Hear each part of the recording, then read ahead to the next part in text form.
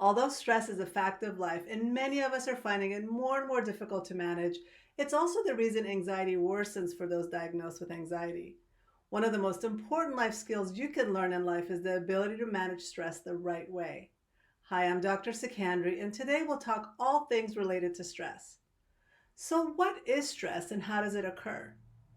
One of the definitions of stress is the adverse reactions people have to excessive pressures or other types of demands placed on them, and when those pressures are felt to be significant and to exceed the person's perceived coping ability. In everyday language, stress is the tension we feel when the pressure is on and we don't feel like we can manage it well. Something important to know is that stress is not caused directly by the outside world, and not everyone is stressed about the same things.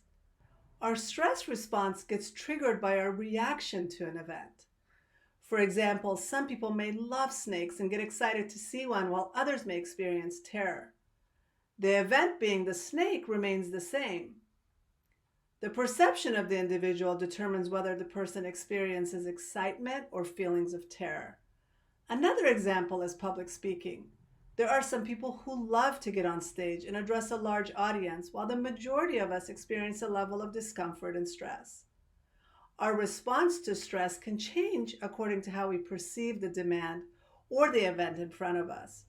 A recent study found that our perception of how bad our stress is can increase our dying by 43%. This risk only increased for people who were dealing with high levels of stress and they thought their stress was very harmful. In the same study, people who reported having high stress but didn't believe it was harmful had a lower risk of dying, even compared to those who had less levels of stress to begin with. Our response is also affected by how much control we feel we have over the demand and how much support we have. People with anxiety or those who have a need for total control at all times struggle with events outside their control. For example, perfectionists or people who always want to do everything well are likely to feel stress more intensely. People who are more accepting of their limits tend to feel the effects of stress less. Now, understand that stress is not bad by itself. In fact, stress can be an asset in our lives. Stress can help us focus on meeting challenges, and it can even encourage us to reach out for support. We need a certain amount of tension or stress in order to give our best performance, such as during a job interview or competing in sports. Some psychologists even believe that our body's response to stress exists to help us learn from our experience. That's because stressful situations can make us stronger and smarter. The problem starts when our stress level is sustained at a high level over a long time and we don't learn from it or see the benefit of it. Sadly, the negative effects of stress is widespread and growing. The body's stress response is triggered when we're faced with demands that we consider to be overwhelming. It's the importance we attach to these stressors that determines the impact. When we feel we're unable to cope with the pressures of life, we create a stress reaction. This stress reaction and the prolonged exposure to the reaction can have a negative impact on our physical, emotional, and mental health. The common stressors many of us are dealing with involve work, parenting, relationships, and our health. All of the things we tend to care about the most. The immediate threats we feel, such as being chased or attacked, can be easier to deal with after the threat is over, but the low-grade chronic stress we feel daily can often go unnoticed or ignored for years. This low-grade chronic stress can build up over time and lead to illness and disease. Some common mental symptoms of stress include irritability, anxiety, fear, worrying, and depression. Feelings of despair and being tearful, getting angry easily, being frustrated, as well as being impatient are also symptoms of stress.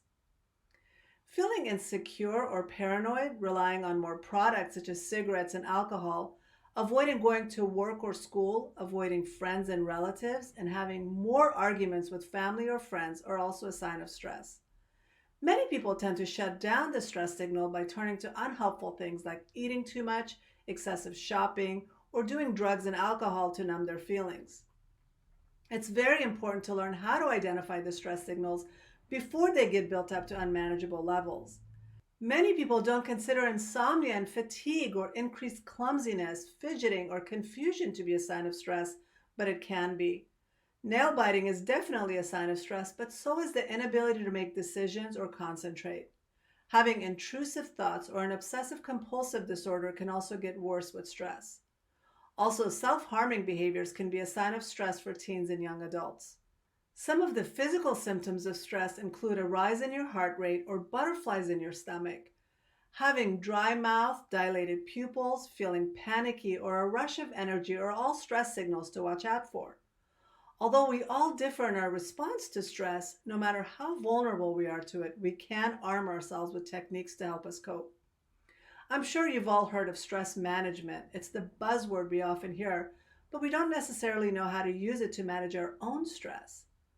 Basically, stress management is a way of managing the pressures you're facing and reducing the negative impact on your well being. The first step is to figure out the cause of your stress in detail through evaluating what could be at the root by journaling or talking to someone. Just taking the time to write down what you're stressed about can help you feel more in control in your life.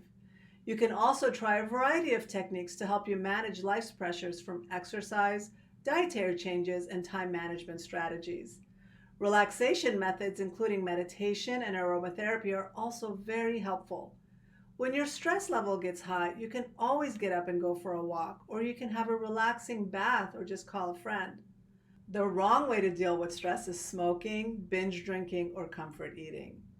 Turning to smoking and binge drinking can lessen the stress temporarily, but ends up leading to other problems.